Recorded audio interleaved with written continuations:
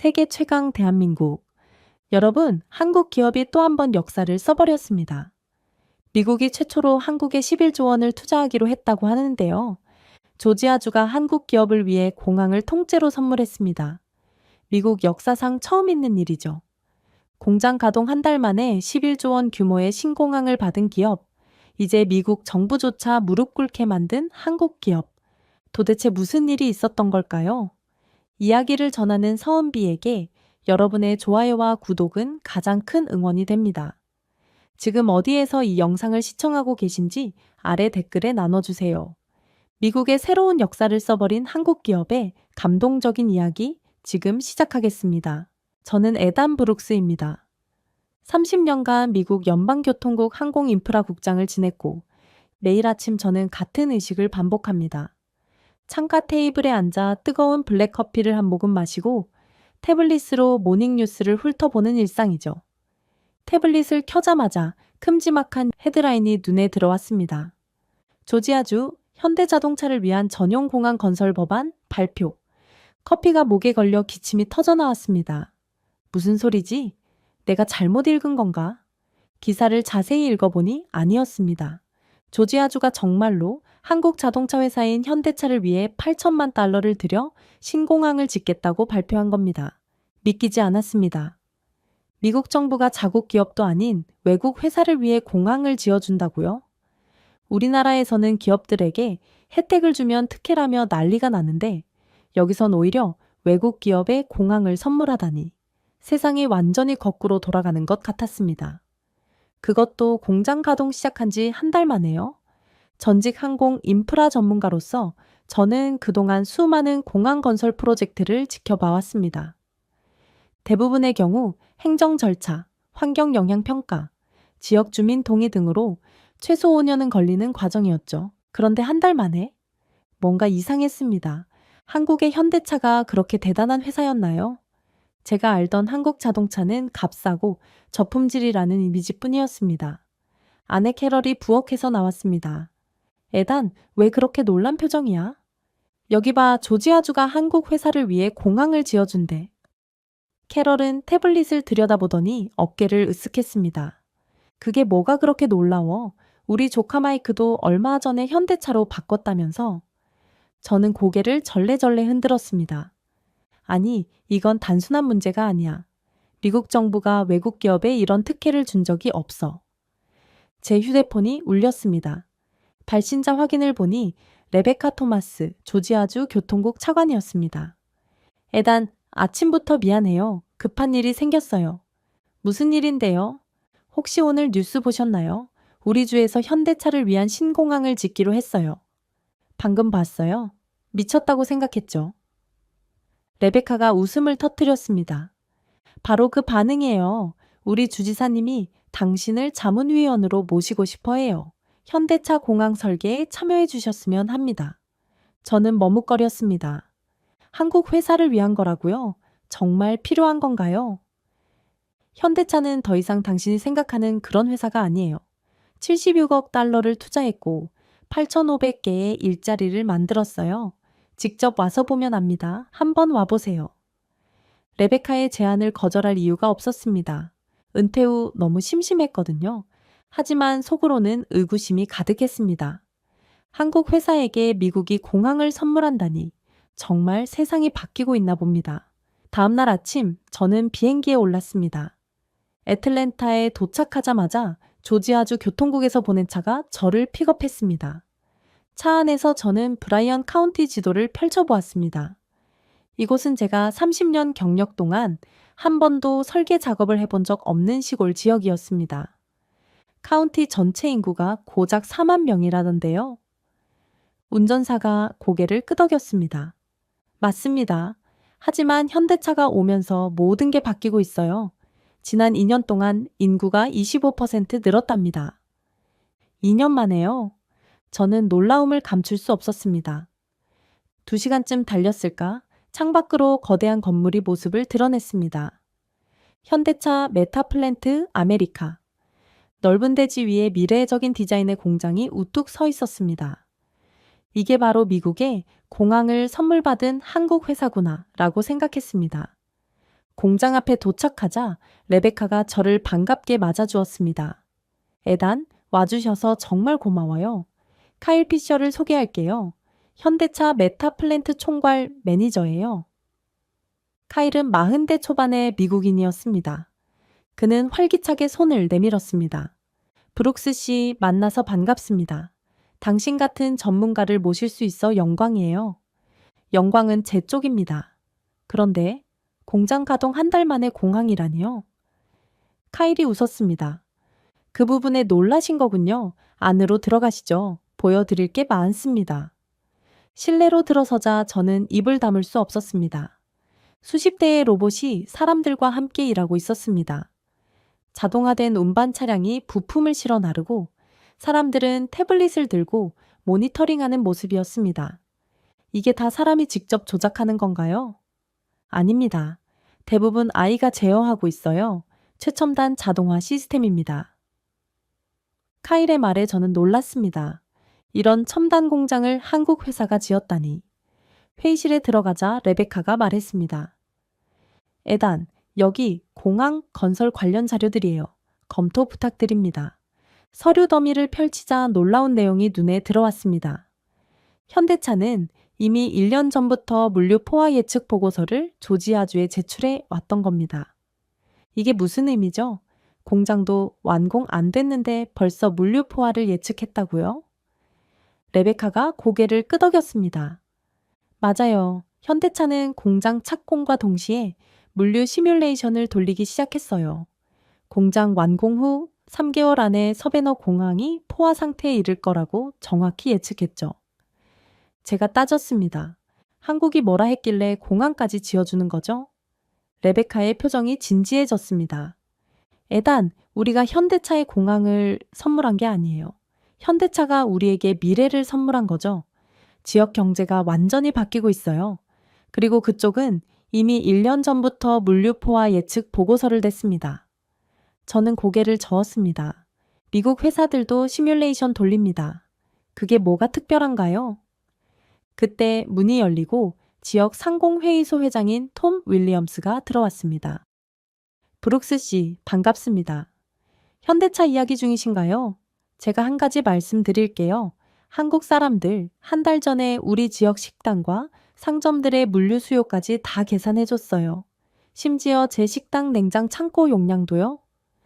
저는 믿기지 않았습니다. 그게 가능한가요? 가능하죠. 현대차는 AI 기반 시뮬레이션으로 공장 주변 방영 50km 내 모든 경제 활동을 예측했어요. 우리 주민들이 먼저 신공항을 요청했답니다. 저는 자료를 다시 자세히 살펴봤습니다. 미국의 느린 행정과 달리 한국 기업은 이미 1년 전부터 미래를 내다보고 준비했다는 겁니다. 무계획이라 생각했던 한국이 알고 보니 미국보다 더 치밀하게 계획을 세우고 있었습니다. 이것은 제가 알던 세상과는 완전히 달랐습니다. 차로 돌아가는 길에 저는 생각에 잠겼습니다. 과연 한국은 어떻게 이렇게 빠르게 변했을까요? 다음 날 저는 카일과 함께 메타플랜트의 물류 시스템을 둘러보았습니다. 공장은 처음에 연간 30만 대 생산을 목표로 했지만 이제는 50만 대로 확대할 계획입니다. 카일의 설명에 저는 놀랐습니다. 1년 반 만에 생산량을 거의 2배로 늘린다고요? 네, 현대차는 빠르게 움직입니다. 이곳에서 생산된 전기차는 미국 전역과 유럽까지 수출될 예정이에요. 저는 메모를 하며 머릿속으로 계산했습니다. 50만 대의 차량, 부품과 완성차 운송, 직원들의 이동. 기존 서베너 공항으로는 불가능한 수준이었습니다. 새 공항 설계안을 제출해달라고 하셨는데 제가 생각하는 초안이 있습니다. 저는 자신만만하게 미국식 공항 재편안을 꺼냈습니다. 레베카와 카일, 그리고 조지아주 담당자들 앞에서 제 계획을 발표했습니다.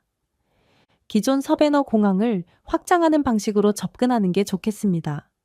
활주로 1개 추가, 화물 터미널 신설로 해결 가능하다고 봅니다. 발표가 끝나고 카일이 질문했습니다. 브룩스 씨, 이 시스템이 우리 AI 자동화 라인과 어떻게 연동되나요? 저는 잠시 당황했습니다. AI 라인과 연동이란요? 네, 저희 공장의 생산 라인은 AI가 실시간으로 부품 수요를 예측하고 발주합니다. 이 데이터가 공학 물류 시스템과 실시간 연동되어야 합니다. 저는 말문이 막혔습니다. 30년 경력 동안 그런 시스템은 본 적이 없었거든요. 음, 그 부분은 추가 검토가 필요하겠네요. 회의실 분위기가 어색해졌습니다. 레베카가 제 귀에 속삭였습니다. 현대차는 이미 그런 시스템을 갖추고 있어요. 기존 미국 방식으론 힘들 거예요. 자존심이 상했지만 인정할 수밖에 없었습니다. 제 계획은 21세기 첨단 기술에 맞지 않았던 겁니다. 저녁에는 지역 주민들과의 공청회가 열렸습니다. 한 중년 여성이 발언했습니다. 한국 사람들, 한 달 전에 우리 가게 냉장 창고 용량도 계산해 줬어요. 덕분에 미리 확장 공사를 시작했죠. 그런데 지금은 물류비가 너무 비싸서 힘들어요. 다른 주민도 비슷한 이야기를 했습니다.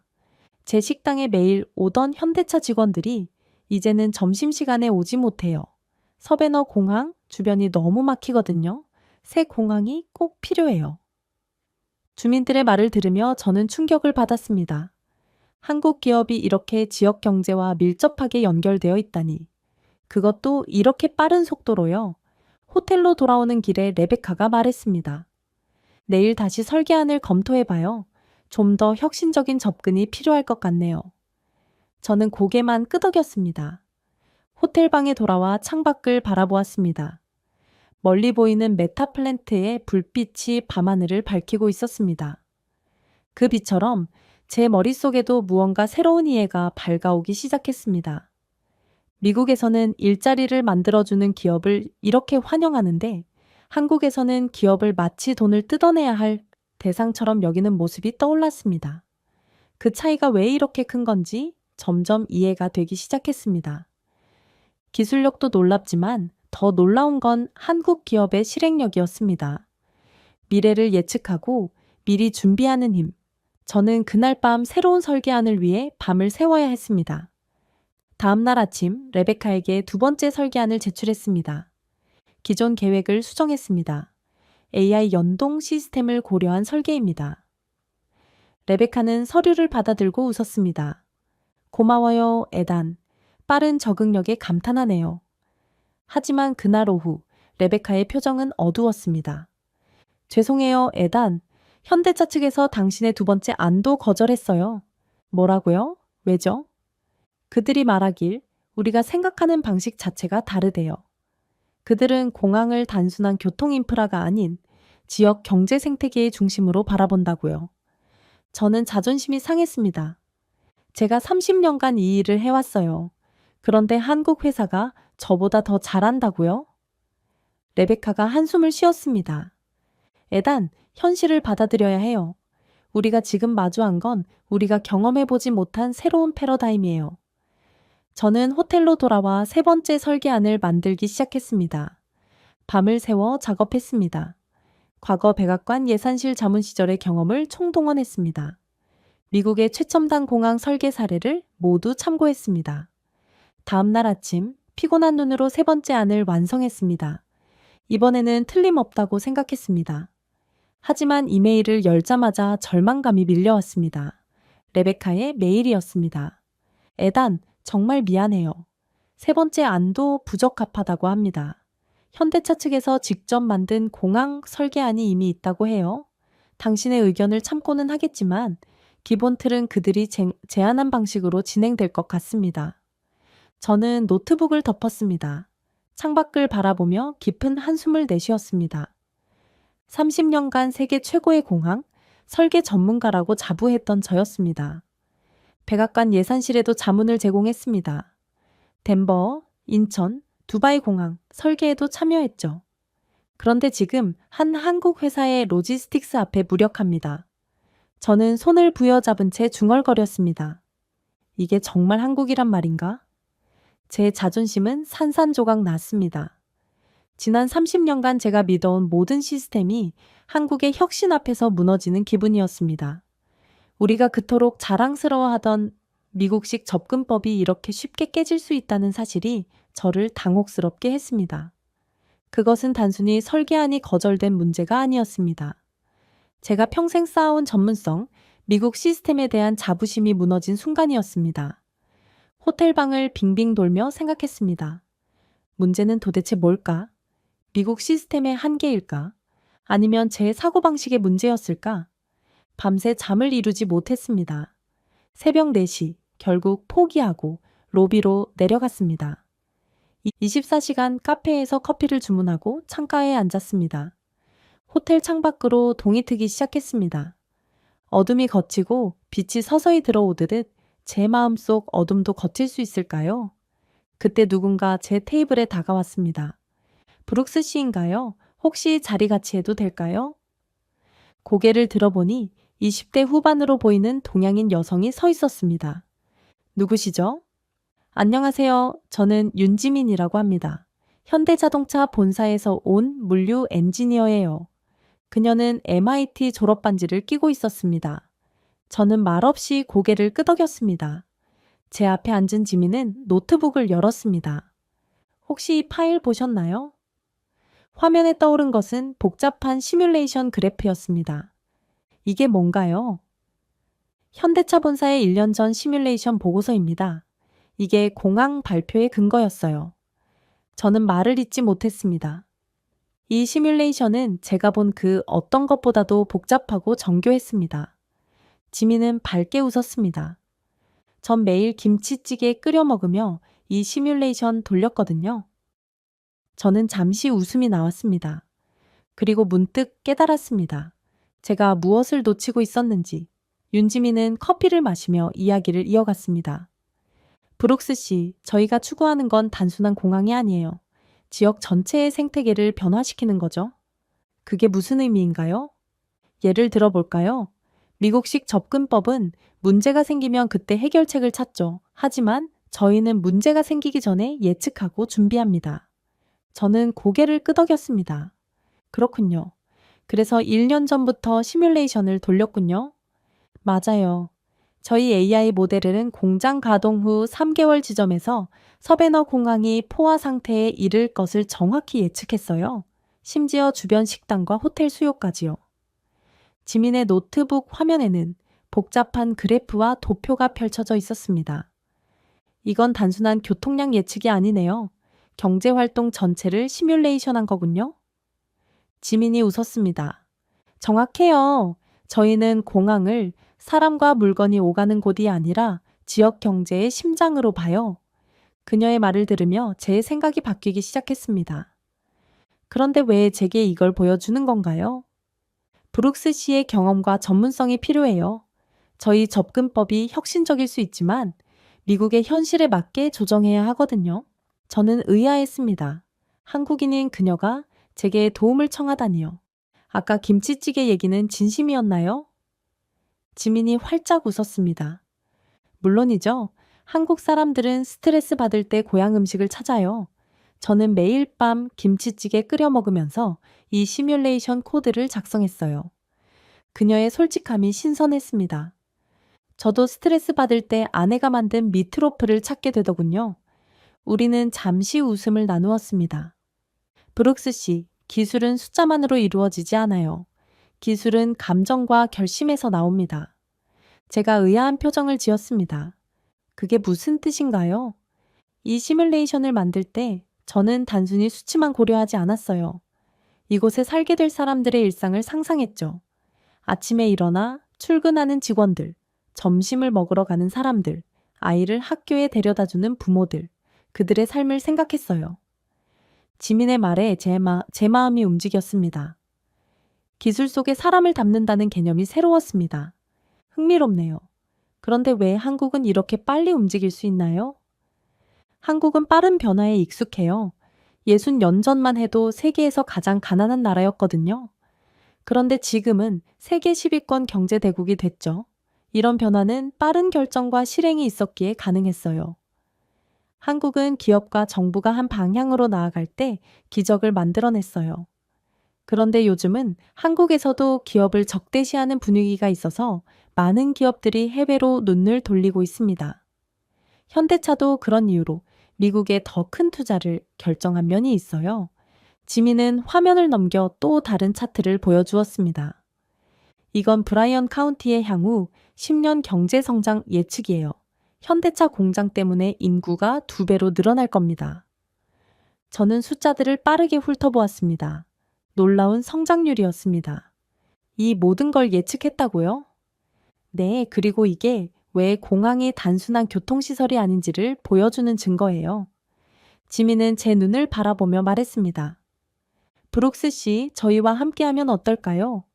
미국의 경험과 한국의 혁신이 만나면 어떤 일이 벌어질지 상상해 보세요. 그 순간 저는 마음속으로 결정을 내렸습니다. 이 젊은 한국 엔지니어의 열정과 전문성, 그리고 따뜻함이 저를 움직였습니다. 어떻게 도울 수 있을까요? 지민의 얼굴에 미소가 번졌습니다. 감사합니다. 먼저 브룩스 씨의 경험과 저희 시뮬레이션을 결합해 볼까요? 그렇게 우리는 함께 일하기 시작했습니다. 식당에 앉아 서로의 이야기를 나누며 우리는 서로의 차이점을 발견했습니다. 그리고 그 차이점이 바로 우리의 강점이 될 수 있다는 것도요. 지민 씨, 한국의 속도와 미국의 안정성을 결합하면 어떨까요? 완벽해요. 그게 바로 제가 찾던 거예요. 그렇게 우리의 협업이 시작되었습니다. 다음 날부터 저는 윤지민과 함께 현대차가 마련한 임시 사무실에서 일했습니다. 한쪽 벽면에는 거대한 스크린이 설치되어 있었고 거기에 현대차의 AI 시뮬레이션이 실시간으로 돌아가고 있었습니다. 이게 K 시뮬레이션이에요. 한국에서 개발한 AI 기반 교통 시뮬레이션 시스템이죠. 지민의 설명에 저는 감탄했습니다. 정말 정교하네요. 심지어 날씨 변화까지 고려하고 있군요. 네, 모든 변수를 고려해요. 이제 브룩스 씨의 미국 공항 설계 경험을 여기에 통합해봐요. 우리는 2주 동안 밤낮 없이 작업했습니다. 제가 가진 미국 항공 법규와 안전 기준에 대한 지식, 그리고 지민의 혁신적인 로지스틱스 모델이 만나 시너지를 냈습니다. 브룩스 씨, 이 부분에서 물류 이동 경로를 이렇게 바꾸면 어떨까요? 좋은 생각이에요. 그리고 여기 활주로 각도를 5도만 조정하면 바람 영향을 30% 줄일 수 있을 겁니다. 우리는 서로의 아이디어를 존중하며 최적의 해결책을 찾아갔습니다. 놀랍게도 2주 만에 물류 효율을 30% 개선한 새로운 공항 설계안이 완성되었습니다. 레베카가 사무실을 방문했을 때 그녀의 표정은 놀라움 그 자체였습니다. 이게 가능한 일인가요? 단 2주 만에요? 지민이 웃으며 대답했습니다. 한국과 미국의 협업이 만든 결과물이에요. 레베카는 감탄했습니다. 내일 조지아주 의회에서 이 안을 발표해 주세요. 주지사님도 참석하실 겁니다. 다음 날 조지아주 의회 청사에서 우리는 설계안을 발표했습니다. 브라이언 캠프 주지사를 비롯한 주요 인사들이 모두 참석했습니다. 제가 먼저 전반적인 설계 개념을 설명했습니다. 이 공항은 단순한 교통시설이 아닙니다. 지역 경제의 심장으로 기능할 것입니다. 이어서 지민이 기술적 세부사항을 발표했습니다. AI 기반 물류 관리 시스템을 도입하여 화물 처리 시간을 50% 단축할 수 있습니다. 발표가 끝나고 브라이언 캠프 주지사가 일어나 박수를 쳤습니다. 놀랍습니다. 이게 바로 글로벌 공생이라고 할 수 있겠군요. 한국의 기술력과 미국의 경험이 만나 시너지를 낸 완벽한 사례입니다. 의회 의원들도 모두 기립박수를 보냈습니다. 행사가 끝난 후 지역 주민들과의 만남도 가졌습니다. 주민들 사이에서는 현대차가 와서 우리 지역이 살았다는 말이 자주 들렸습니다. 한 주민은 우리 아들이 이 공장에 취직했어요. 안정적인 일자리를 찾기 어려웠는데 한국 회사 덕분에 미래가 생겼어요 라며 눈시울을 붉혔습니다. 한 상점 주인이 저에게 다가와 말했습니다. 브룩스 씨, 정말 감사합니다. 한국이 없었다면 우린 지금도 교통지옥에 살고 있을 거예요. 다른 주민도 거들었습니다. 현대차가 오기 전 이곳은 그냥 시골 마을이었어요. 지금은 미래 도시가 되어가고 있죠. 저는 겸손하게 대답했습니다. 저보다 윤지민 씨와 현대차에 감사하세요. 제가 한 일은 많지 않습니다. 저녁에는 지역 식당에서 작은 축하 파티가 열렸습니다. 레베카가 건배를 제안했습니다. 에단과 지민의 성공적인 협업에 모두가 잔을 들어 축하했습니다. 식사 중에 레베카가 귓속말로 제게 말했습니다. 에단, 워싱턴에서 당신과 지민 씨를 초청하고 싶어 해요. 이 모델을 다른 주에도 적용해보고 싶대요. 저는 놀랐습니다. 정말요? 워싱턴에서요? 네, 당신이 처음에는 회의적이었지만 결국 열린 마음으로 받아들이고 협업한 게 큰 모범 사례가 됐어요. 저는 건너편의 지민을 바라보았습니다. 그녀는 지역 주민들과 활발하게 대화하며 웃고 있었습니다. 불과 2주 전만 해도 저는 그녀와 그녀의 나라를 의심했습니다. 그런데 지금은 그녀의 지혜와 열정, 그리고 한국의 혁신에 깊은 감명을 받은 상태였습니다. 세상이 변하고 있다는 사실을 절감했습니다. 그리고 저 역시 변하고 있었습니다. 파티가 끝나고 호텔로 돌아오는 길, 저는 조용히 생각에 잠겼습니다. 한 달 전만 해도 저는 한국을 그저 값싼 제품을 만드는 나라 정도로 생각했습니다. 그런데 지금은 완전히 다른 시각으로 바라보게 되었습니다. 윤지민과 함께한 2주간의 작업은 단순한 공항 설계가 아니었습니다. 그것은 제 생각의 틀을 깨는 과정이었죠. 호텔방에 들어와 창가에 앉았습니다. 멀리 현대차 메타 플랜트의 불빛이 보였습니다. 노트북을 열고 최종 보고서 마무리 작업을 시작했습니다. 글을 쓰다가 문득 깨달음이 찾아왔습니다. 한국은 기술이 아니라 국가를 설계한 거였군. 제 입에서 저도 모르게 중얼거린 말이었습니다. 한국은 단순히 좋은 제품을 만드는 게 아니었습니다. 그들은 미래를 설계하고 있었습니다. 그것도 놀라운 속도로요. 다음 날 아침 윤지민과 함께 커피를 마시며 작별 인사를 나눴습니다. 지민 씨, 워싱턴에서 당신을 찾는다는 소식 들었나요? 그녀는 고개를 끄덕였습니다. 레베카에게 들었어요. 약간 부담스럽지만 기회가 된다면 가보고 싶어요. 워싱턴의 사람들이 당신에게 배워야 할 게 많을 겁니다. 한국의 방식이 미국에 많은 도움이 될 거예요. 지민은 겸손하게 미소 지었습니다. 브룩스 씨도 많이 배우셨죠? 순간 저는 말문이 막혔습니다. 그녀의 단순한 질문 속에 깊은 의미가 담겨 있었거든요. 네, 정말 많이 배웠습니다. 기술보다 사람이 중요하다는 것, 미래를 예측하고 준비하는 자세, 그리고 열린 마음의 중요성까지요. 우리는 잠시 침묵했습니다. 지민이 말했습니다. 브룩스 씨, 우리가 만든 공항은 단순한 건물이 아니에요. 두 문화의 다리가 될 거예요. 저는 고개를 끄덕였습니다. 그 다리를 함께 만들 수 있어서 영광이었습니다. 공항으로 가는 차 안에서 저는 손녀 레이첼에게 영상통화를 걸었습니다. 할아버지, 어떻게 지내요? 공항 설계는 잘 됐어요? 응, 생각보다 훨씬 잘 됐단다. 한국 사람들과 일하면서 많이 배웠어. 레이첼의 눈이 반짝였습니다. 한국이요? 제 친구 소연이도 한국 사람이에요. 항상 최신 기술 얘기를 해서 부러웠어요. 그랬구나. 할아버지가 예전에는 한국을 잘 몰랐는데 이번 기회에 많이 알게 됐단다. 레이첼이 호기심 어린 표정으로 물었습니다. 할아버지, 한국은 어떤 나라예요? 저는 잠시 생각했습니다. 한국은 미래를 먼저 경험하는 나라란다. 그들은 빠르게 변화하고 남들이 생각지 못한 방식으로 문제를 해결해. 그리고 무엇보다 기술 속에 사람을 담을 줄 아는 나라지.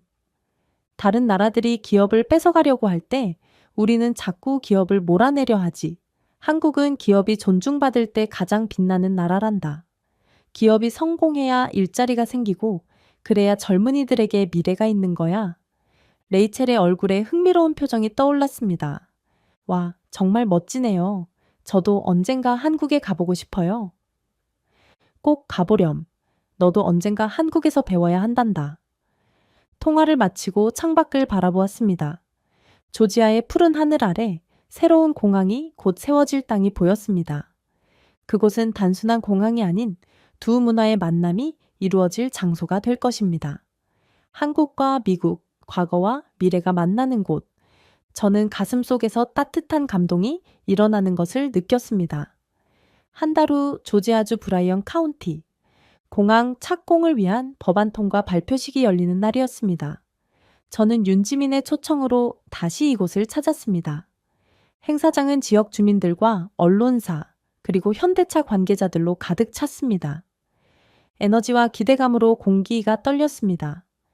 행사장 한쪽에서 저는 윤지민과 함께 조용히 서 있었습니다. 무대에서는 브라이언 캠프 주지사가 연설 중이었습니다.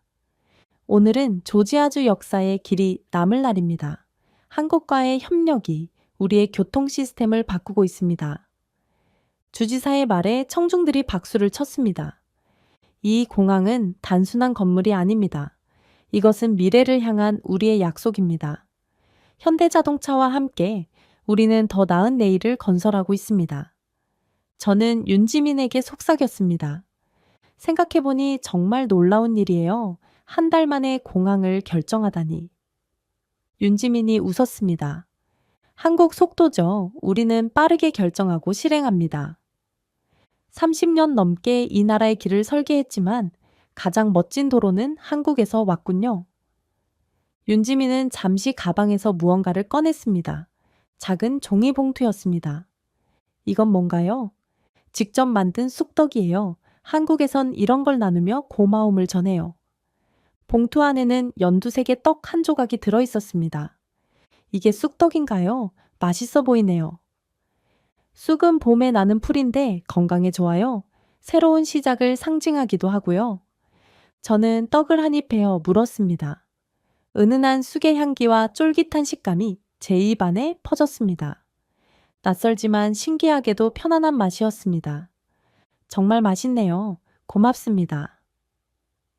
윤지민은 미소로 답했습니다. 그 순간 주지사가 우리를 무대로 초대했습니다. 이 획기적인 설계의 주역들, 에단 브룩스 씨와 윤지민 씨를 무대로 모시겠습니다. 우리는 무대 위로 올라갔습니다.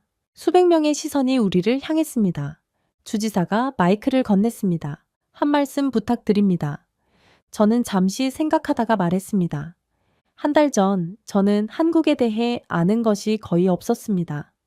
그저 값싼 자동차를 만드는 나라 정도로 생각했죠. 청중들이 조용해졌습니다. 하지만 지금 저는 완전히 다른 한국을 보게 되었습니다. 미래를 내다보고 문제를 선제적으로 해결하는 나라, 기술 속에 사람을 담는 나라. 저는 윤지민을 향해 고개를 돌렸습니다. 이 공항은 단순한 건물이 아닙니다. 이것은 두 문화의 만남, 과거와 미래의 연결입니다. 그리고 처음으로 저는 진심으로 고개를 숙였습니다. 고맙습니다, 한국. 이곳 조지아에서 현대차는 단순한 외국 기업이 아닙니다. 우리의 미래이자 우리 아이들의 희망입니다. 민간 기업 하나가 지역 경제를 이렇게 바꾸는 기적을 직접 목격했습니다. 이 기적을 만든 한국에 다시 한번 깊은 존경을 표합니다. 청중들이 기립박수를 보냈습니다. 윤지민의 눈에 살짝 눈물이 맺혔습니다. 무대에서 내려와 자리로 돌아오는 길에 지민이 말했습니다. 브룩스 씨, 정말 감동적인 말씀이었어요. 진심이었습니다. 당신과 함께 일하면서 정말 많이 배웠어요. 행사가 끝나고 우리는 공항이 지어질 부지를 둘러보았습니다. 넓은 평지 위에서 저는 미래의 공항을 상상했습니다. 한국의 기술과 미국의 경험이 만나 탄생할 새로운 공간. 2달 전만 해도 상상조차 할 수 없었던 변화였습니다. 집으로 돌아가는 비행기 안에서 저는 창밖의 구름을 바라보며 생각했습니다. 세상은 생각보다 더 빠르게 변하고 있습니다. 그리고 그 변화의 중심에 한국이 있다는 사실이 놀라웠습니다. 손녀 레이첼에게 보낼 선물로 산 작은 한국 인형을 바라보았습니다.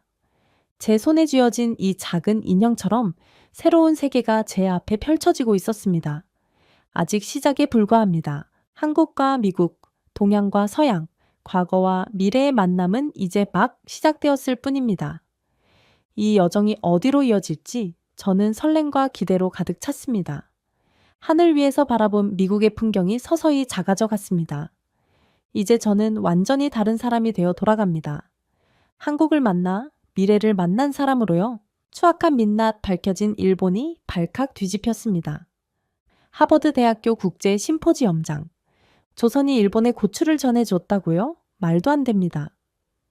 일본 교토대 사토 교수가 비웃듯 말했습니다. 그날 존 스미스 교수는 자신의 20년 연구를 뒤집을 준비를 하고 있었습니다. 심포지엄 종료까지 남은 시간 단 10분, 그때였습니다. 새로운 증거를 발표하겠습니다. 존 스미스 교수가 단상에 올랐습니다.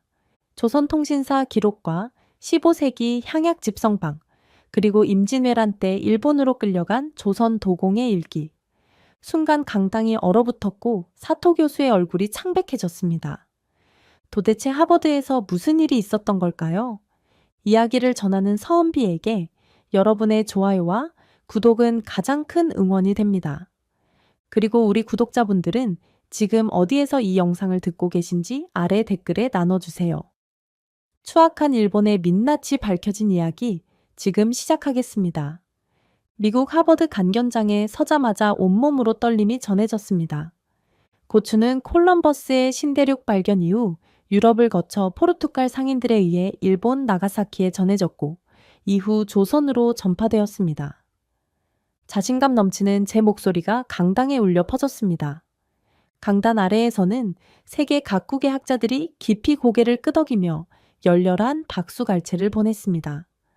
저는 존 스미스, 하버드 대학교 역사학과 교수로 20년간 동아시아 식문화 전파를 연구해왔습니다.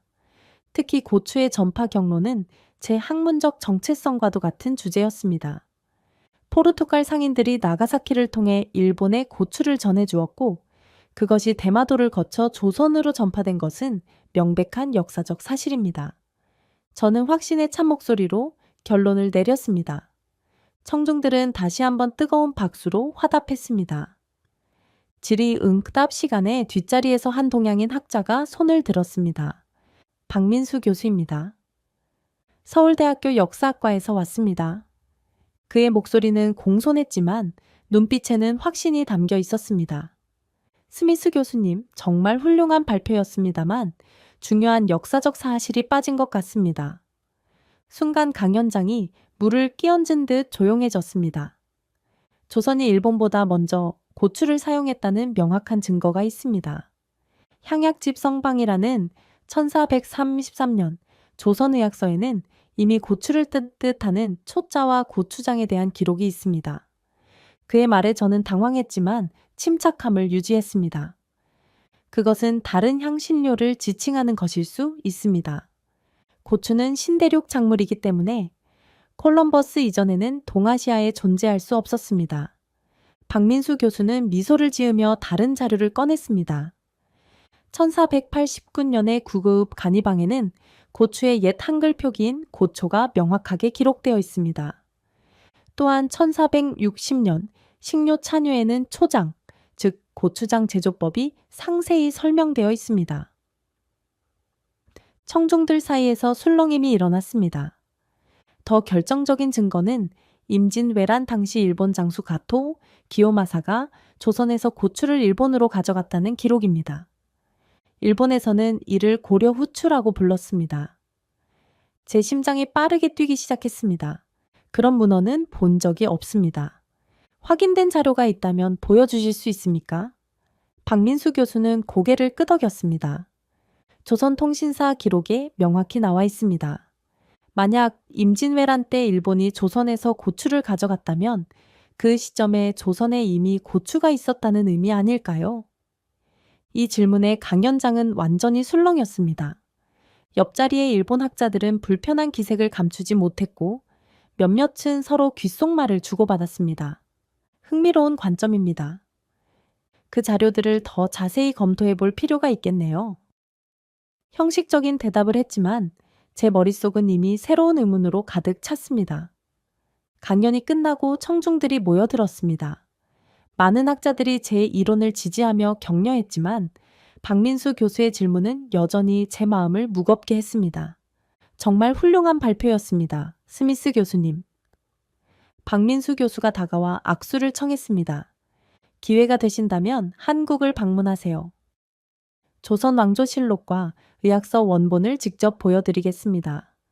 저는 예의상 웃으며 악수했지만 그의 제안이 머릿속에 깊이 새겨졌습니다. 역사적 진실을 추구하는 학자로서 이 의문을 해결해야 한다는 책임감이 느껴졌습니다. 강연장을 나서는 순간 몇몇 일본 학자들이 제게 다가왔습니다. 그들의 표정에는 걱정과 불안이 뒤섞여 있었습니다. 강연장을 빠져나오는 제 앞을 일본 학자들이 막아섰습니다. 스미스 교수, 잠시 이야기 좀 나눌 수 있을까요? 가장 연장자로 보이는 학자가 말했습니다. 호텔 로비의 조용한 카페로 자리를 옮겼습니다. 오늘 발표는 정말 훌륭했습니다. 사토 교수라고 자신을 소개한 학자가 커피를 마시며 입을 열었습니다. 하지만 박민수 교수의 주장은 신경 쓰지 않으셔도 됩니다. 저는 호기심이 일었습니다. 왜 그렇게 생각하시나요?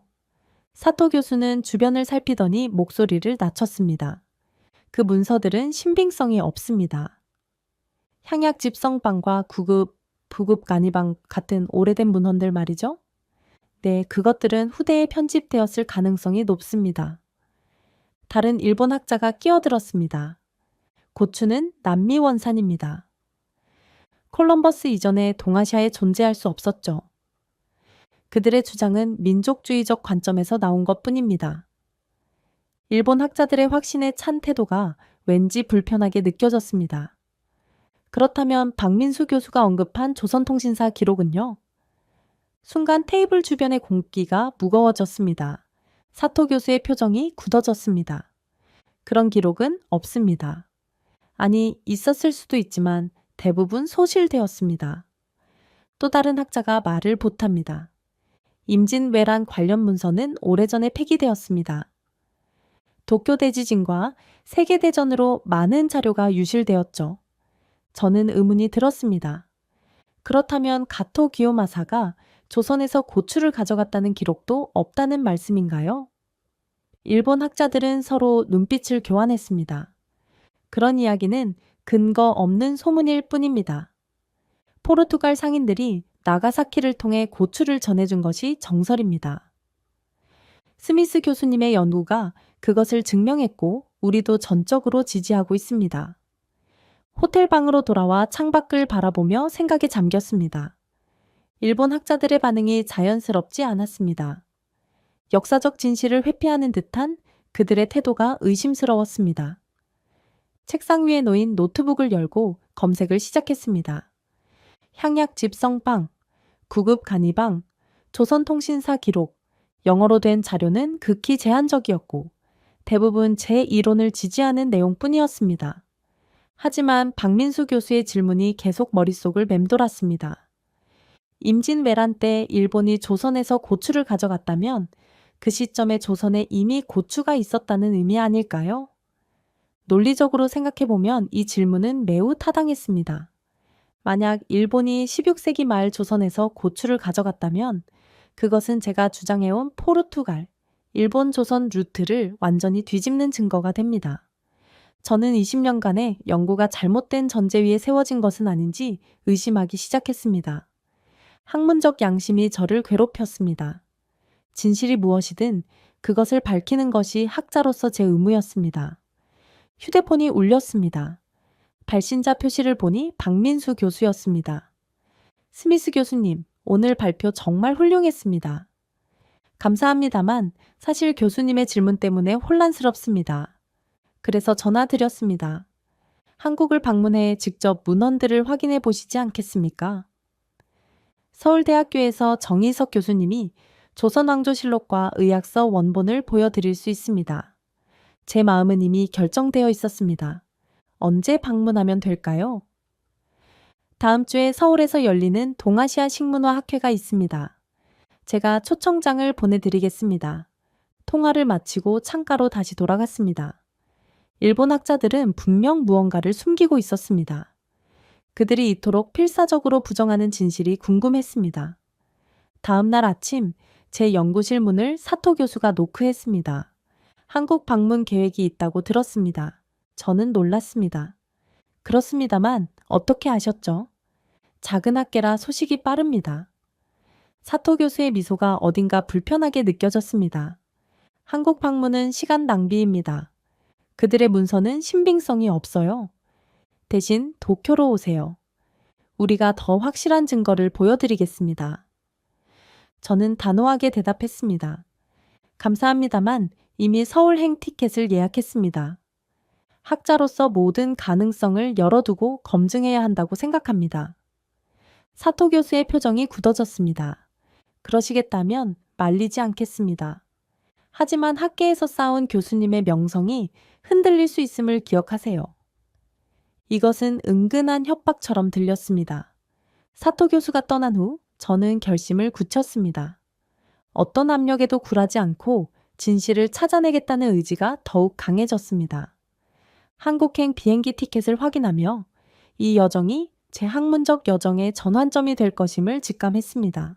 사무실 창문 너머로 하버드 캠퍼스의 가을 풍경이 아름답게 펼쳐져 있었습니다. 잠시 후면 떠나게 될 이곳을 바라보며 새로운 진실을 향한 첫걸음을 내디딜 준비를 했습니다. 인천국제공항에 내리자 선선한 가을 바람이 제 얼굴을 스쳤습니다. 박민수 교수가 환한 미소로 저를 맞이했습니다. 스미스 교수님, 한국에 오신 것을 환영합니다. 초청해 주셔서 감사합니다. 저는 진심으로 답했습니다. 공항에서 서울로 향하는 차 안에서 박민수 교수는 오늘 일정을 설명했습니다. 서울대학교 정희석 교수님을 만나러 갑니다. 조선시대 문헌연구의 최고 권위자이십니다. 차창 밖으로 펼쳐지는 서울의 풍경이 낯설면서도 흥미로웠습니다.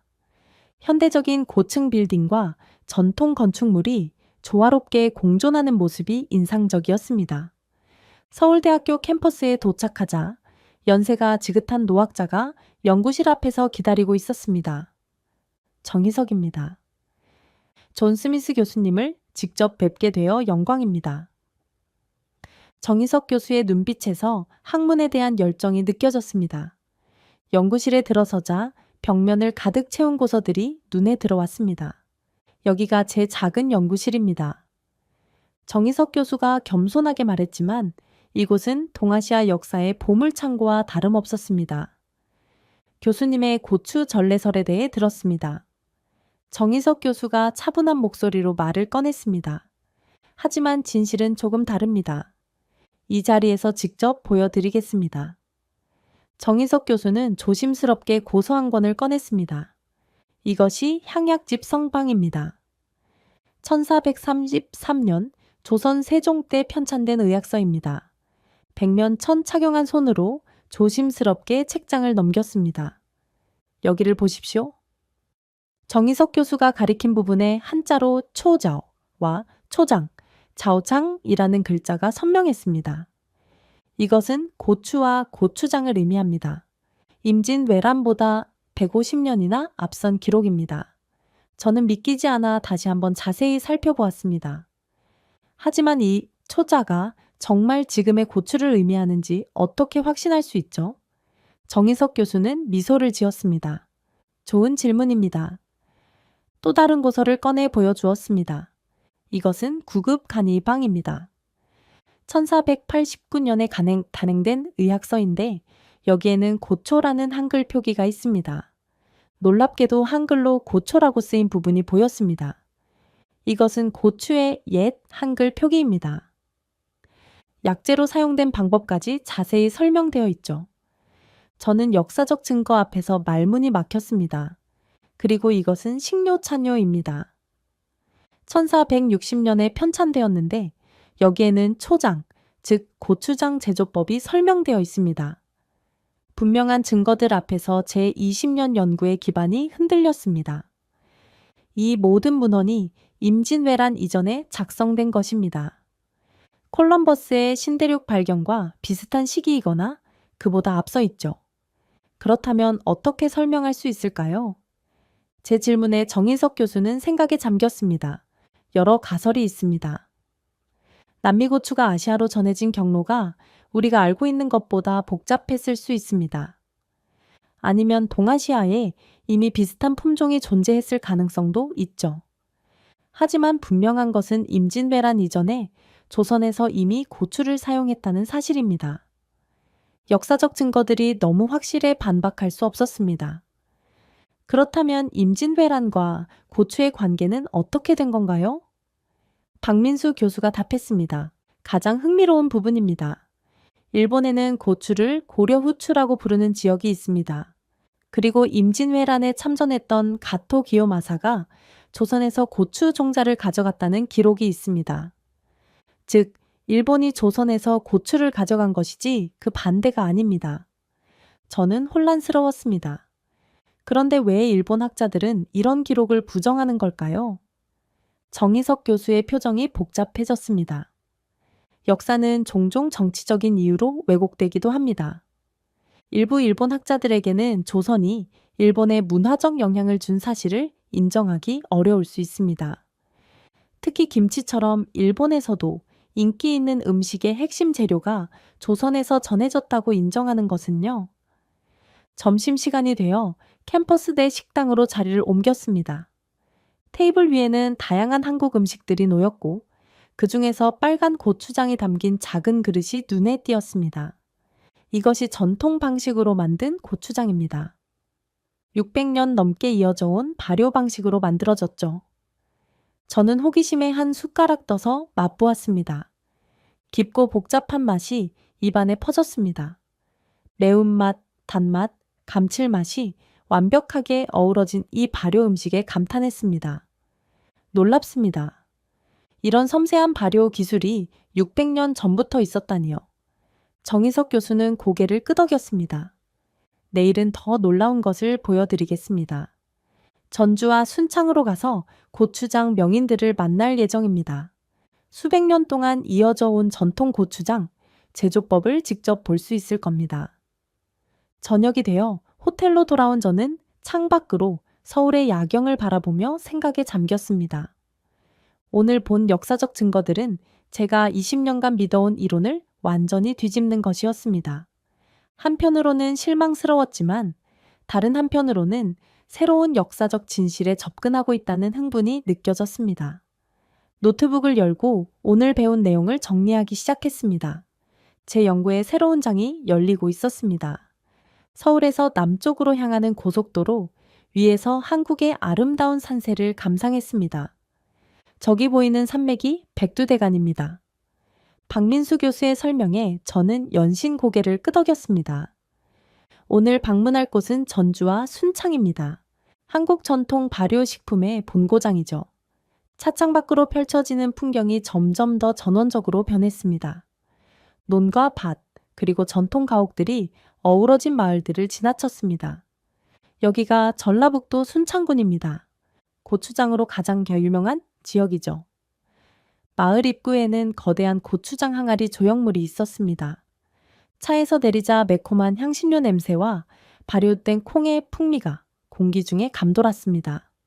이쪽입니다. 박민수 교수를 따라 작은 한옥으로 향했습니다. 대문 앞에서 연세가 지긋한 여성이 미소로 맞이했습니다. 이분이 김명자 명인입니다. 3대째 전통 고추장을 만들어 오고 계시죠? 김명자 명인은 염색된 한복을 입고 있었습니다.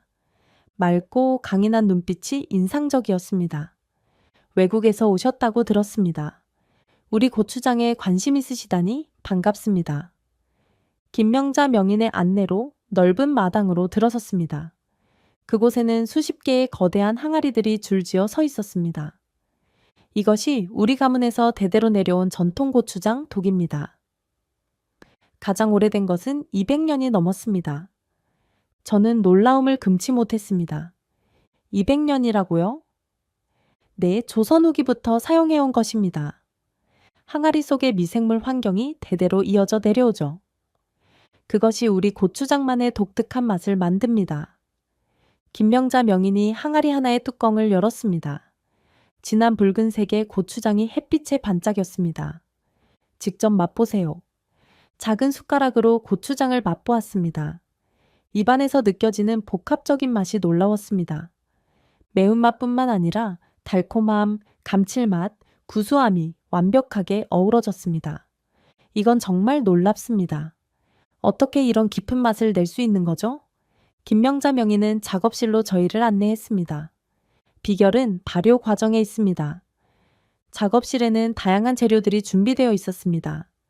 말린 고추, 메주, 찹쌀, 엿기름, 천일염 등이 정갈하게 놓여 있었습니다. 우리 고추장은 5가지 주요 재료로 만듭니다. 고춧가루, 메주가루, 찹쌀, 엿기름, 천일염입니다. 각 재료의 비율과 발효 시간이 맛을 결정합니다. 김명자 명인은 손수 맷돌을 돌려 고춧가루를 갈기 시작했습니다. 우리 집안에서는 600년 동안 이 방식으로 고추장을 만들어 왔습니다. 저는 깜짝 놀랐습니다. 600년이요? 네, 조선 초기부터입니다. 김명자 명인은 뭔가를 기억해내려는 듯 잠시 생각에 잠겼습니다. 우리 고추장은 무학대사와 이성계의 인연으로 시작되었다는 이야기가 전해져요. 무학대사와 이성계요? 네, 고려말 이성계가 왕이 되기 전에 무학대사를 찾아왔을 때였어요. 무학대사가 이성계에게 이 지역 특산물인 고추장을 대접했다고 합니다. 이성계가 그 맛에 반해 왕이 된 후에 진상품으로 지정했다는 이야기예요. 박민수 교수가 설명을 보태었습니다. 이성계는 1392년에 조선을 건국했습니다. 그러니까 순창고추장은 최소한 14세기 말부터 만들어졌다는 의미죠. 이것은 콜럼버스가 아메리카를 발견하기 100년 전입니다. 이 이야기는 제 학문적 지식과 완전히 충돌했습니다. 하지만 고추는 남미 원산지 작물인데 어떻게 콜럼버스 이전에 조선에 있을 수 있었을까요? 김명자 명인은 미소를 지었습니다. 우리도 그 의문을 가지고 있습니다. 하지만 분명한 것은 우리 조상들이 오래전부터 이 방식으로 고추장을 만들어 왔다는 사실입니다. 맛을 보시면 아실 거예요. 이것은 수백 년에 걸친 지혜와 경험의 결과물입니다. 저는 고추장 제조 과정을 직접 체험해 보기로 했습니다. 김명자 명인의 지도 아래 찹쌀을 씻고 메주가루를 섞고 고춧가루를 넣는 과정을 따라했습니다. 손에 묻은 붉은 고춧가루를 보며 이 색이 조선의 식문화를 얼마나 변화시켰을지 상상했습니다. 이렇게 만든 고추장은 항아리에 넣고 최소 6개월 이상 발효시킵니다. 햇빛과 바람, 그리고 계절의 변화가 맛을 만들어가죠. 점심시간이 되자 김명자 명인은 전통 한식 상차림을 준비했습니다. 테이블 위에는 다양한 반찬들과 함께 고추장을 활용한 요리들이 가득했습니다. 비빔밥, 고추장찌개, 고추장 무침 등 붉은색 요리들이 눈길을 끌었습니다. 이 모든 요리에 고추장이 들어갑니다. 한국 음식 문화의 핵심이라고 할 수 있죠. 식사를 마친 후 우리는 김명자 명인 가문의 옛 기록들을 보여달라고 요청했습니다. 김명자 명인은 오래된 나무 상자를 가져왔습니다. 이것은 우리 가문의 비법서입니다.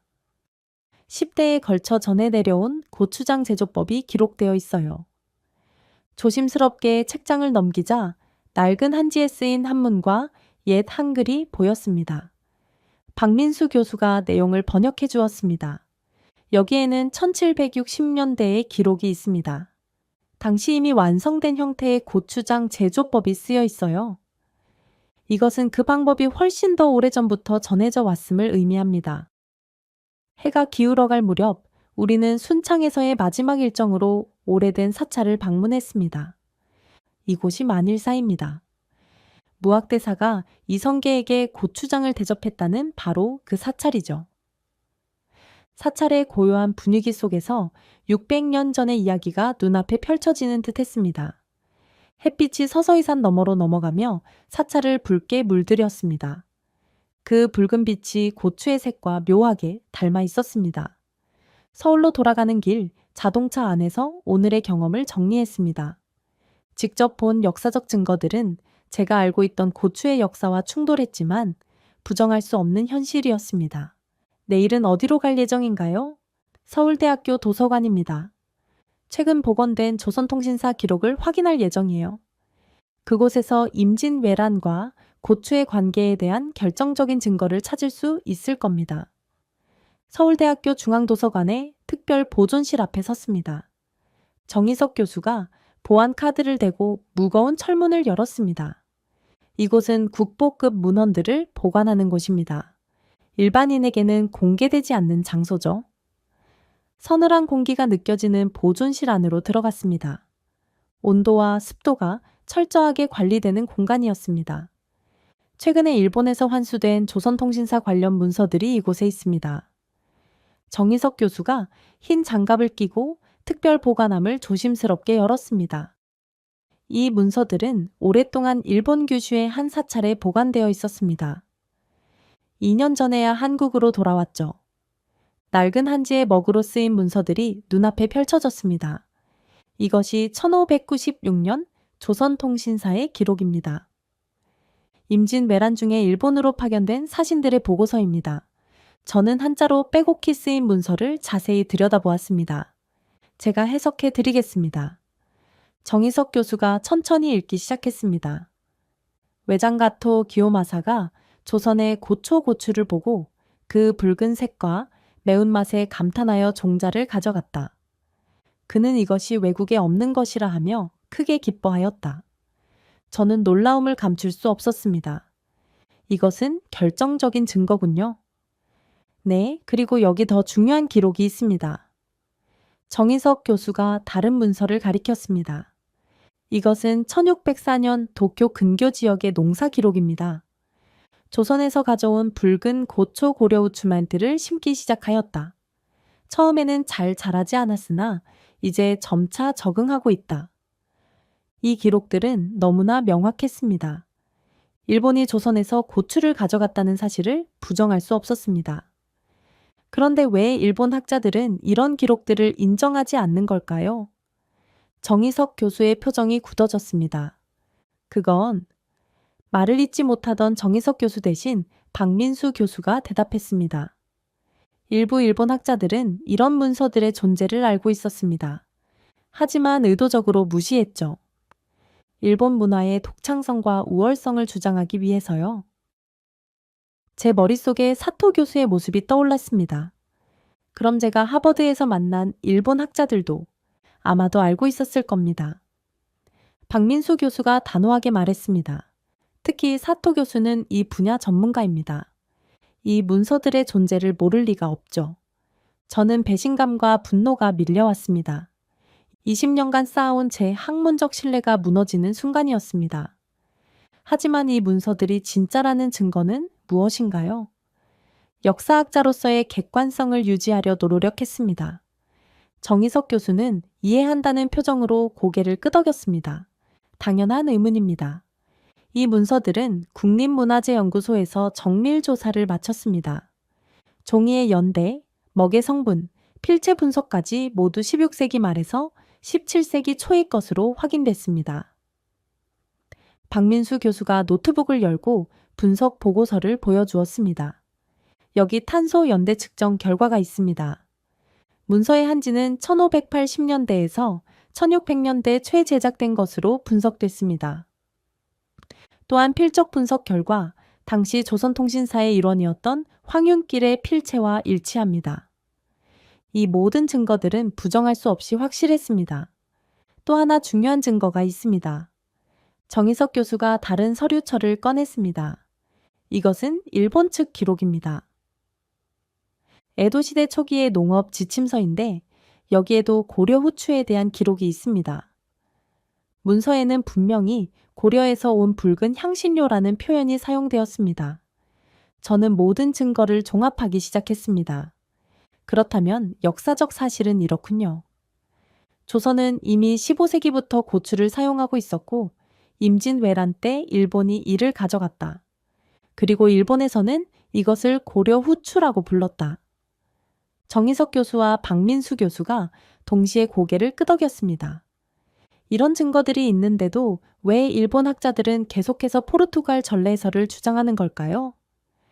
정희석 교수가 깊은 한숨을 내쉬었습니다. 역사 연구는 종종 민족적 자존심과 얽히게 됩니다. 일부 일본 학자들에게는 김치와 같은 대표적인 한국 음식의 핵심 재료가 조선에서 전해졌다는 사실을 인정하기 어려웠을 겁니다. 그래서 포르투갈 상인을 통해 일본에 먼저 전해졌다는 이론을 선호했던 거죠. 저는 전화기를 꺼내 사진을 찍기 시작했습니다.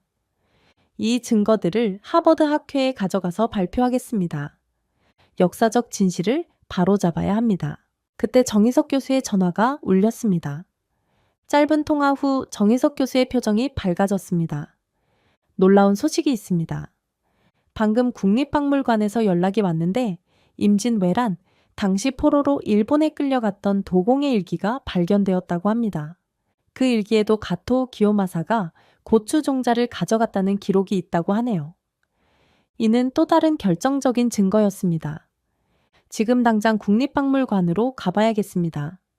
서둘러 국립박물관으로 향하는 차 안에서 저는 지금까지의 발견을 정리했습니다. 모든 증거가 포르투갈 일본 조선 루트가 아닌 조선 일본 루트를 가리키고 있었습니다. 하지만 여전히 큰 의문이 남아 있었습니다. 어떻게 조선이 콜럼버스 이전에 고추를 사용할 수 있었을까요? 국립박물관에 도착해 특별 전시실로 안내받았습니다. 유리 케이스 안에는 낡은 일기장이 놓여 있었습니다. 이것이 이삼평이라는 도공의 일기입니다. 임진왜란 때 일본에 끌려가 아리타 도자기의 시초가 된 인물이죠. 학예사가 일기의 내용을 해석해 주었습니다. 1598년 9월의 기록입니다. 오늘 가토 장군이 우리에게 조선에서 가져온 붉은 고초 심는 법을 물었다. 조선 땅에서는 흔한 것인데 외국 사람들은 처음 보는 듯하다. 이 기록은 이전의 모든 증거를 뒷받침했습니다. 학예사는 계속해서 다른 자료들을 보여주었습니다. 이것은 임진왜란 이후 일본에서 그려진 고추 그림입니다. 처음에는 관상용 식물로 취급되었다가 점차 식재료로 사용되기 시작했죠. 모든 증거들이 한 방향을 가리키고 있었습니다. 저는 마음을 굳혔습니다. 이 모든 증거를 가지고 하버드로 돌아가겠습니다. 학계의 진실을 알려야 합니다. 박민수 교수와 정희석 교수가 서로 눈빛을 교환했습니다. 사실 우리가 계획한 것이 있습니다. 다음 주에 하버드에서 열리는 동아시아 식문화 심포지엄에 저희도 초청받았습니다. 그곳에서 함께 이 증거들을 발표하면 어떨까요? 저는 기쁘게 수락했습니다. 좋은 생각입니다. 함께 역사적 진실을 밝히겠습니다. 호텔로 돌아와 짐을 정리하며 하버드에서의 발표를 어떻게 준비할지 생각했습니다. 그때 휴대폰이 울렸습니다. 발신자는 사토 교수였습니다. 스미스 교수, 한국에서 어떤 자료를 발견했는지 듣고 싶군요. 사토 교수의 목소리에는 긴장감이 묻어났습니다. 많은 것을 배웠습니다. 특히 조선통신사 기록과 이삼평의 일기는 매우 흥미로웠습니다. 전화 너머로 짧은 침묵이 흘렀습니다. 그런 문서들은 조작되었을 가능성이 높습니다. 귀국하면 우리가 가진 진짜 증거를 보여드리겠습니다. 사토 교수의 말에 확신이 없어 보였습니다. 다음 주 하버드 심포지엄에서 만나 논의하죠. 그때 모든 증거를 공개하겠습니다. 전화를 끊고 창밖을 바라봤습니다. 서울의 밤하늘에 별들이 반짝이고 있었습니다. 역사적 진실을 향한 여정이 이제 막 시작되었음을 느꼈습니다. 하버드 대학교 국제 심포지엄 강연장은 세계 각국에서 모인 학자들로 가득 찼습니다. 동아시아 식문화의 역사적 전파와 재해석이라는 주제의 이번 심포지엄은 제가 한국에서 발견한 새로운 증거들로 인해 평소보다 더 큰 관심을 받고 있었습니다. 무대 뒤에서 준비를 하며 긴장된 마음을 가라앉히려 노력했습니다. 한국에서 가져온 문서들의 사진과 번역본, 그리고 분석 자료들을 다시 한번 점검했습니다. 박민수 교수와 정희석 교수는 이미 자리에 앉아 있었고 일본 학자들의 자리도 보였습니다. 사토 교수의 표정은 굳어 있었습니다. 5분 후에 시작합니다. 진행자의 안내를 받고 심호흡을 했습니다. 20년간 믿어온 이론을 뒤집는 발표를 앞두고 있었기 때문에 제 마음은 복잡했습니다. 하지만 진실을 밝히는 것이 진정한 학자의 사명이라고 스스로를 다독였습니다. 이번 심포지엄의 기조 연설자 존 스미스 교수를 소개합니다. 박수 소리와 함께 무대에 올랐습니다. 안녕하십니까, 여러분? 오늘 저는 그동안 제가 연구해온 고추의 전파 경로에 대한 새로운 발견을 공유하고자 합니다. 청중들의 시선이 저에게 집중되었습니다. 지난 20년간 저는 고추가 포르투갈 상인들을 통해 일본에 전해졌고 이후 조선으로 전파되었다고 주장해 왔습니다. 이 이론은 많은 학자들에 의해 지지받았고 학계의 정설로 자리 잡았습니다. 제 뒤에 스크린에 기존 연구 내용이 표시되었습니다. 하지만 최근 한국을 방문하며 발견한 새로운 증거들은 제 이론의 근본적인 오류를 드러냈습니다. 청중석에서 작은 소란이 일었습니다. 첫 번째 증거는 조선시대 의학서입니다. 스크린에 향약집성방과 구급 간이방의 사진이 나타났습니다. 1433년에 향약집성방과 1489년의 구급 간이방에는 이미 고추와 고추장에 대한 기록이 명확히 남아 있습니다. 사진을 확대하여 관련 기록을 표시했습니다. 특히 구급 간이방에서는 고초라는 한글 표기가 확인됩니다. 이 기록들은 임진왜란보다 100년 이상 앞선 것들입니다. 일본 학자들의 자리에서 불편한 기색이 역력했습니다. 두 번째 증거는 최근 발견된 조선통신사 기록입니다. 스크린에 조선통신사 문서의 사진이 표시되었습니다. 1596년 임진왜란 중에 작성된 이 기록에는 외장 가토 기요마사가 조선의 고초를 보고 그 붉은색과 매운맛에 감탄하여 종자를 가져갔다고 명시되어 있습니다. 청중들 사이에서 놀라움의 소리가 들렸습니다. 또한 1604년 일본 농사 기록에는 조선에서 가져온 붉은 고초를 심기 시작하였다는 내용이 있습니다. 일본에서는 이를 고려후추라고 불렀다는 기록도 확인됩니다. 사토 교수가 자리에서 일어나려다 다시 앉았습니다. 세 번째 증거는 임진왜란 때 일본에 끌려간 조선 도공 이삼평의 일기입니다. 이 일기에는 가토 장군이 우리에게 조선에서 가져온 붉은 고초 심는 법을 물었다는 기록이 있습니다. 이 모든 증거들이 명확한 한 가지 사실을 가리키고 있었습니다. 이 증거들을 종합해 볼 때 역사적 사실은 다음과 같습니다. 조선은 이미 15세기부터 고추를 사용하고 있었고 임진왜란 때 일본이 이를 조선에서 가져갔습니다. 즉 포르투갈에서 일본으로 그리고 조선으로 전해졌다는 제 기존 이론은 잘못된 것이었습니다. 강연장, 아니 완전히 조용해졌습니다. 하지만 여기서 새로운 의문이 생깁니다. 어떻게 조선이 콜럼버스의 신대륙 발견 이전에 고추를 사용할 수 있었을까요?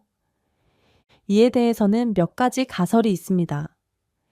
첫째, 중앙아시아를 통한 다른 전파 경로가 있었을 가능성. 둘째, 현재 우리가 알고 있는 것보다 동아시아와 아메리카 대륙 간의 접촉이 더 일찍부터 있었을 가능성. 셋째, 동아시아의 고추와 유사한 향신료가 이미 존재했고 이것이 남미 고추와 혼동되었을 가능성. 이 의문에 대한 연구는 앞으로도 계속되어야 할 것입니다. 제 발표가 끝나자 강연장은 한동안 침묵에 휩싸였다가 곧 열렬한 박수가 터져 나왔습니다. 많은 학자들이 질문을 위해 손을 들었습니다. 첫 번째 질문은 역시 사토 교수에게서 나왔습니다. 스미스 교수, 그 문서들의 진위를 어떻게 확신할 수 있습니까? 한국 측이 주장하는 문서들은 후대에 조작되었을 가능성도 있지 않습니까? 저는 준비했던 자료를 꺼냈습니다. 좋은 질문입니다. 이 문서들은 모두 국립문화재연구소의 정밀 분석을 거쳤습니다. 탄소 연대 측정 결과 향약 집성방과 고급 간이방은 실제로 15세기에 제작된 것으로 확인되었습니다. 또한 조선통신사 기록은 16세기 말 종이와 먹이 사용된 것으로 분석되었습니다. 스크린에 분석 보고서가 표시되었습니다. 더불어 일본 측 기록인 에도시대 농업 지침서에도 고려 후추에 대한 기록이 있습니다. 이 문서는 교토대학교 도서관에 보관 중인 것으로 사토 교수님도 잘 알고 계실 겁니다. 사토 교수의 얼굴이 창백해졌습니다. 실제로 저희가 가장 궁금한 것은 왜 이런 명백한 역사적 증거들이 지금까지 학계에 제대로 알려지지 않았는가 하는 점입니다. 청중들이 다시 소란스러워졌습니다. 사토 교수님, 혹시 이 문서들의 존재를 알고 계셨습니까? 날카로운 제 질문에 강연장은 완전히 조용해졌습니다. 사토 교수는 잠시 침묵하다가 자리에서 일어났습니다. 알고 있었습니다. 그의 목소리는 작지만 또렷했습니다. 하지만 우리는 그 문서들이 역사적 맥락에서 재해석되어야 한다고 생각했습니다. 고려 후추라는 표현이 실제 고추를 의미하는지 아니면 다른 향신료를 지칭하는 것인지 확신할 수 없었습니다. 저는 고개를 저었습니다. 사토 교수님, 모든 증거가 가리키는 진실을 왜곡하려 하셨습니까? 학문은 진실을 추구하는 것이 아닙니까? 사토 교수는 한숨을 내쉬었습니다. 때로는 민족적 자부심이 학문적 객관성을 가리기도 합니다. 저희 역시 실수를 했습니다. 스미스 교수님의 용기 있는 발표에 경의를 표합니다. 사토 교수의 예상치 못한 고백에 강연장은 다시 한번 박수로 가득 찼습니다. 이날의 발표는 동아시아 식문화 역사 연구의 새로운 장을 열었습니다. 심포지엄이 끝나고 많은 언론사들이 인터뷰를 요청했습니다. 스미스 교수님, 20년간의 연구를 뒤집는 이번 발표가 앞으로의 학문적 경력에 어떤 영향을 미칠 것으로 예상하십니까? 저는 미소를 지으며 대답했습니다. 진정한 학자라면 새로운 증거 앞에서 자신의 이론을 수정할 수 있어야 합니다. 이것이 학문의 발전 방식이고 진실을 향한 여정입니다. 기자들의 질문에 답하면서도 제 머릿속에는 이미 새로운 연구 계획이 그려지고 있었습니다. 박민수 교수와 정희석 교수가 다가와 진심 어린 축하의 말을 전했습니다. 용기 있는 발표였습니다. 역사적 진실을 밝히는 데 기여해 주셔서 감사합니다. 저는 두 교수의 손을 꼭 잡았습니다. 제가 감사해야 할 분들은 바로 두 분입니다. 이 발견이 한국과 일본, 그리고 세계 학계 간의 더 솔직하고 생산적인 대화로 이어지길 바랍니다. 그날 밤 호텔방에서 창밖을 바라보며 깊은 생각에 잠겼습니다. 때로는 진실이 우리가 믿고 싶은 것과 다를 수 있지만 그것을 받아들이는 용기가 진정한 학자의 자세임을 다시 한번 깨달았습니다. 노트북을 열고 새로운 연구 계획을 정리하기 시작했습니다. 이번 경험은 끝이 아니라 새로운 시작이었습니다. 심포지엄 다음 날 하버드 대학교 역사학과 세미나실에서 소규모 학술 모임이 열렸습니다. 전 세계에서 온 식문화 역사 전문가들과 함께 고추 전파 경로에 대한 심층적인 논의를 이어갔습니다. 어제 발표는 정말 충격적이었습니다. 영국 옥스퍼드 대학의 윌슨 교수가 말했습니다. 식민지 시대 이후 서구 중심적 역사관이 얼마나 깊이 뿌리내렸는지 보여주는 사례군요. 저는 고개를 끄덕였습니다. 사실 제 자신도 그런 관점에서 자유롭지 못했습니다. 남미에서 유럽을 거쳐 동아시아로 전파되었다는 단순한 경로만 생각했으니까요. 박민수 교수가 의견을 보탑니다. 역사는 우리가 생각하는 것보다 훨씬 복잡합니다. 문명 간의 교류는 우리가 기록으로 남긴 것보다 더 오래전부터 더 다양한 경로로 이루어졌을 가능성이 높습니다. 이 말에 많은 학자들이 동의했습니다. 그렇다면 이제 우리에게 남은 가장 큰 의문은 프랑스 소르본 대학의 듀부아 교수가 물었습니다. 어떻게 고추가 콜럼버스 이전에 동아시아에 존재할 수 있었는가 하는 것이죠. 이 질문은 세미나실 전체를 고요하게 만들었습니다. 정희석 교수가 천천히 일어섰습니다. 여러 가능성이 있습니다. 첫째, 남미와 아시아 사이에 우리가 알지 못하는 교류가 있었을 수 있습니다. 둘째, 현재 우리가 고추라고 부르는 작물이 사실은 두 가지 다른 종일 가능성도 있습니다. 조선의 고추와 남미의 고추가 별개의 종이었다가 후대에 하나로 합쳐져 인식되었을 수도 있죠. 이러한 가설들은 모두 흥미로웠지만 확실한 증거는 아직 없었습니다. 이 의문을 해결하기 위해 제안이 있습니다. 제가 자리에서 일어났습니다.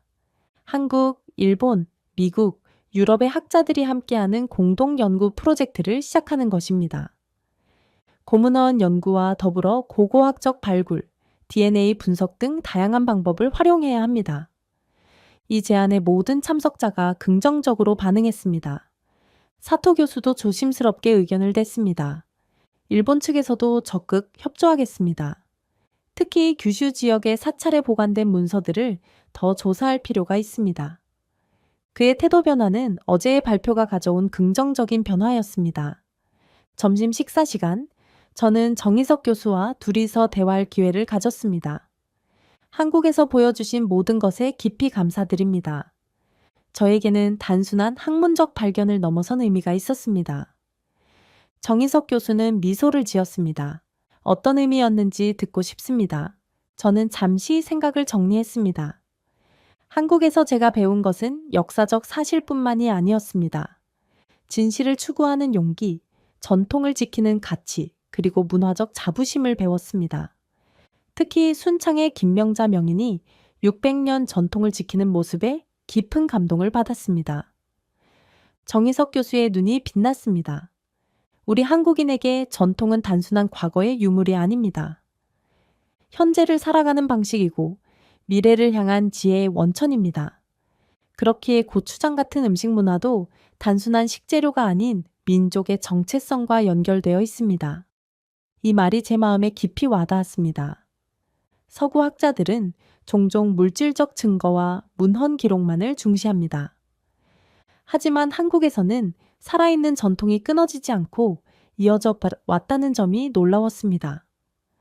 정희석 교수는 고개를 끄덕였습니다. 우리는 임진왜란, 식민지배, 한국전쟁 등 수많은 역사적 시련을 겪었습니다. 그 과정에서 문헌은 소실되고 건물은 파괴되었지만 사람들의 기억과 일상 속 전통은 살아남았습니다. 김명자 명인의 고추장 제조법처럼 말이죠. 저는 깊이 공감했습니다.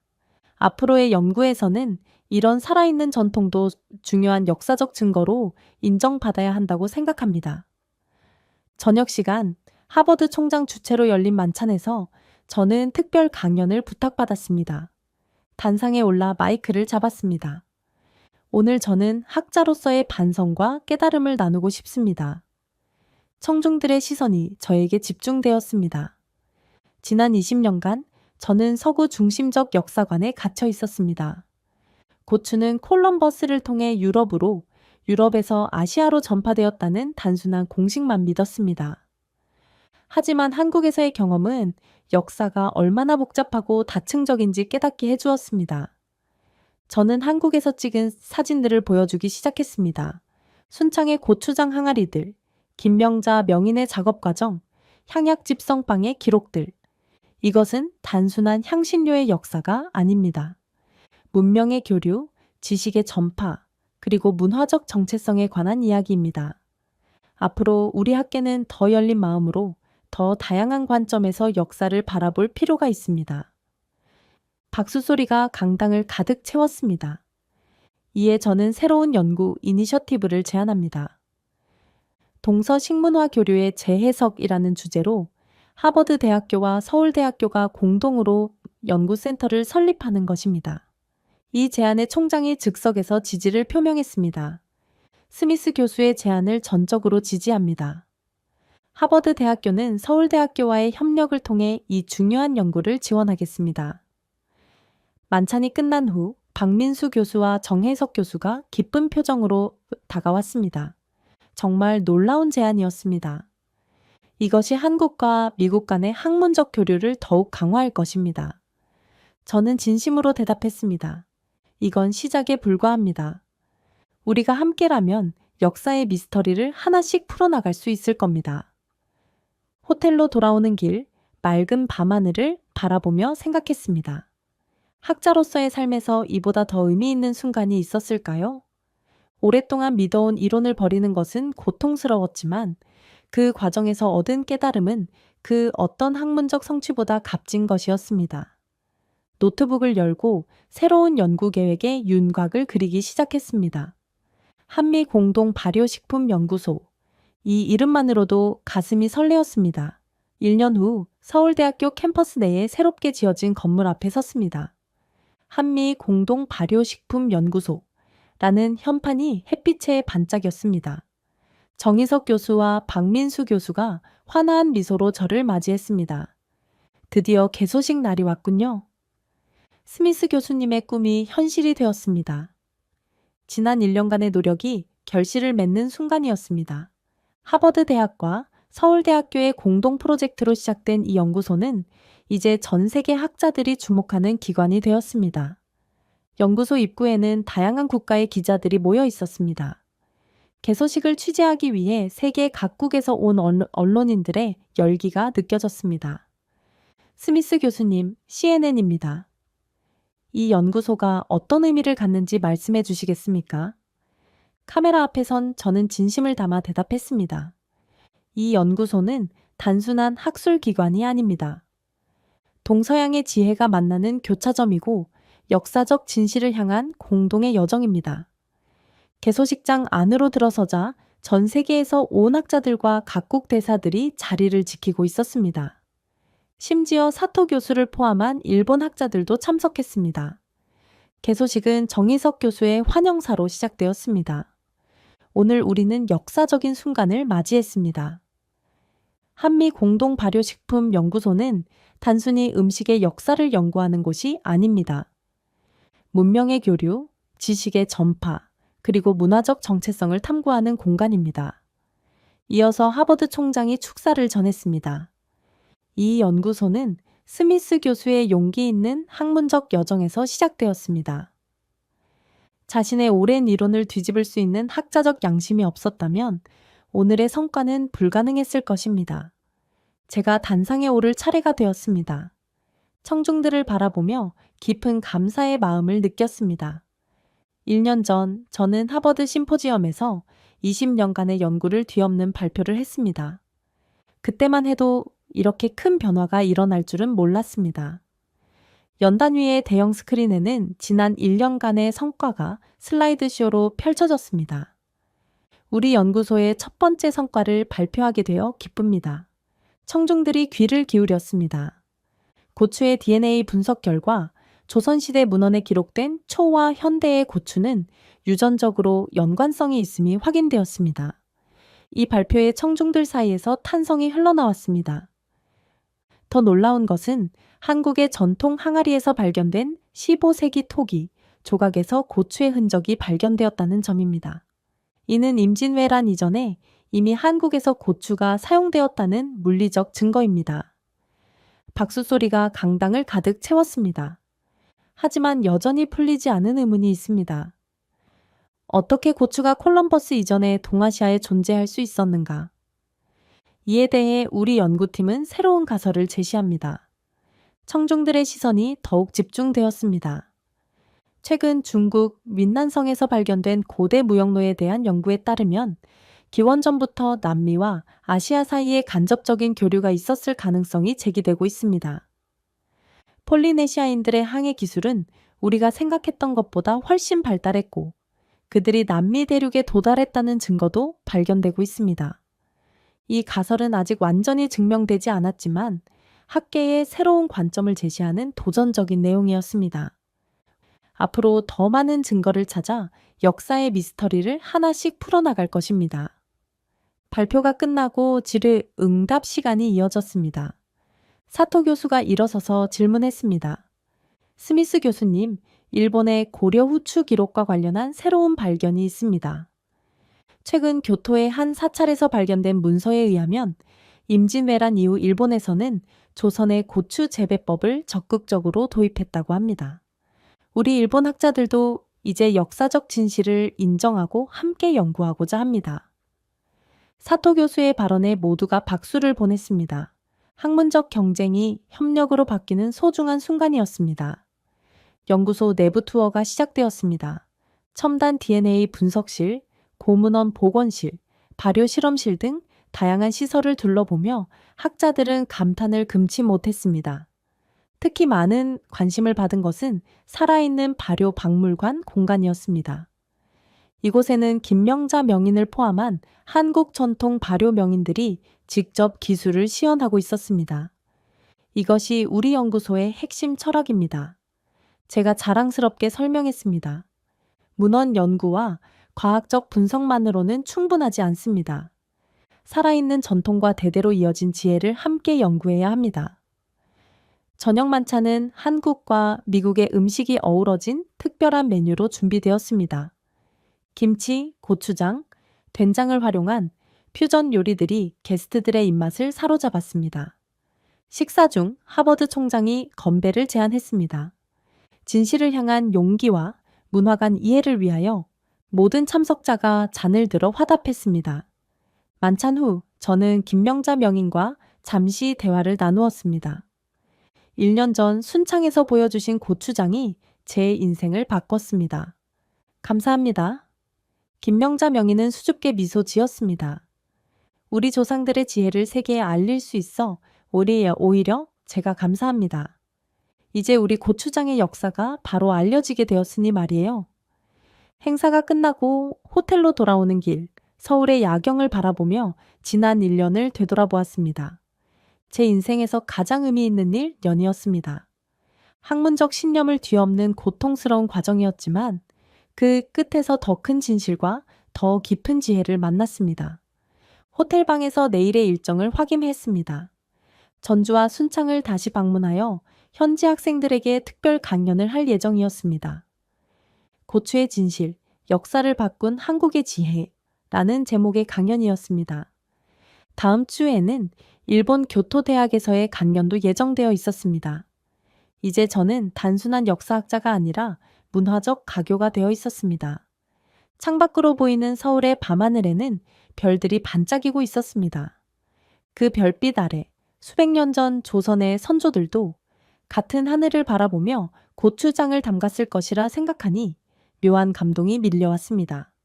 노트북을 열고 다음 연구 계획을 정리하기 시작했습니다. 동아시아와 아메리카 대륙의 선사시대 교류 가능성. 이 주제는 앞으로 수년간 저를 이끌 새로운 학문적 여정이 될 것입니다. 창밖을 바라보며 생각했습니다. 때로는 역사의 진실이 우리가 편하게 믿고 싶은 것과 다를 수 있습니다. 하지만 그 불편한 진실을 직시할 때 우리는 더 넓은 세계와 더 깊은 지혜를 만날 수 있습니다. 그것이 진정한 학자의 길이자 제가 한국에서 배운 가장 소중한 교훈이었습니다. 네, 오늘 사연 어떻게 들으셨나요? 사연이 재밌으셨다면 구독과 좋아요, 알림 설정까지 부탁드립니다. 그럼 지금까지 사연을 전해드린 감동이야기 서은비였고요. 영상 봐주신 모든 분들 고맙습니다. 그리고 늘 감사드리고 사랑합니다. 행복하고 건강한 하루 되세요.